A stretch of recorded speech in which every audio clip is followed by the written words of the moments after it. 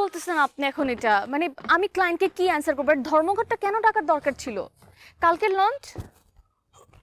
আচ্ছা, বিমান? আচ্ছা দাঁড়ান, আমি দেখছি কি করা যায়।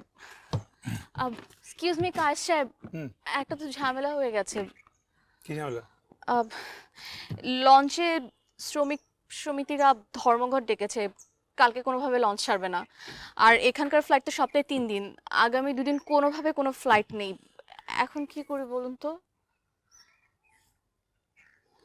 হুম। আমার তো তাড়া নেই, যদি না আপনি তাড়াতে চান।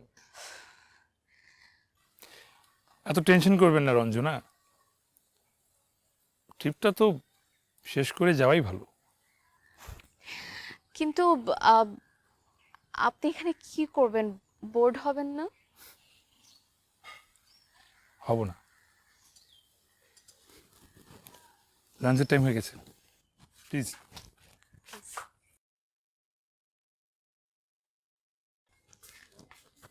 Sir, sorry, mister Kayes.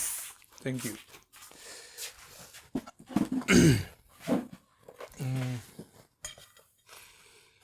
কি খাবেন বলেন? আজকে আমি চিংড়ি খাবো। কে ওষুধ খেয়ে নিব? কি আছে জীবনে? একদম ঠিক বলেছেন। কি আছে জীবনে? আজকে আমিও চিংড়ি খাবো, কিন্তু আপনার ওষুধ থেকে একটু আমাকে ওষুধ দেওয়া যাবে? নিশ্চয়ই। এই ওয়েটার, এক্সকিউজ মি, চিংড়ি ভাজো। সুচি ভাই। জি, চিয়ার্স। চিয়ার্স।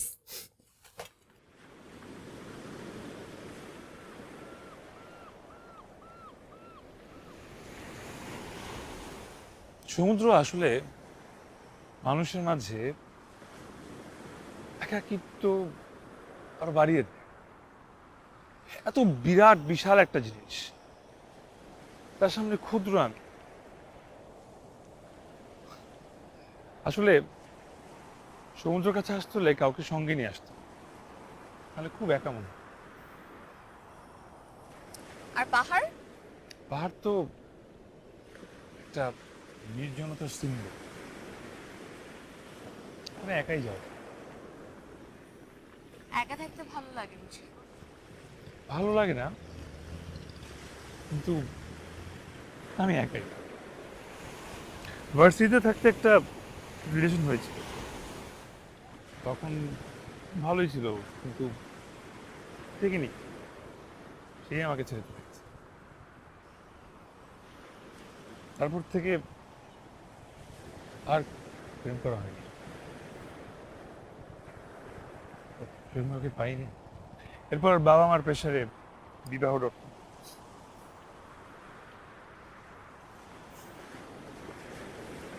আমি খুব সাধারণ একটা মানুষ, বাকিদের মতো তো হয়তো স্মার্ট। প্রথমে যেমন চায় প্রতিবাদী, সাহসী, অন হয়তো একটু ভীতু, হাপুস টাপুস করে বাঁচি আর কি,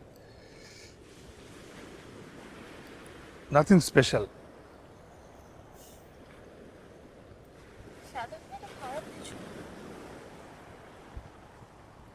তাহলে সবাই কেন স্পেশাল চায়? আপনি চান না? সবাই স্পেশাল কায়েস সাহেব। আমি শিওর আপনিও কোথাও না কোথাও স্পেশাল। এই যে আপনি সমুদ্র নিয়ে ভাবছেন, আপনি পাহাড় নিয়ে ভাবছেন, একটা সাধারণ মানুষ কোথায় ভাবে বলেন? আমি তো ভাবি না। না, একটা কথা বলি, বলেন।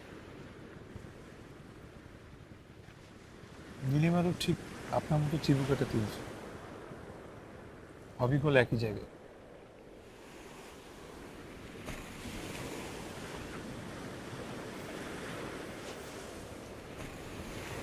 এখন আমার সমুদ্র আর খারাপ লাগছে না।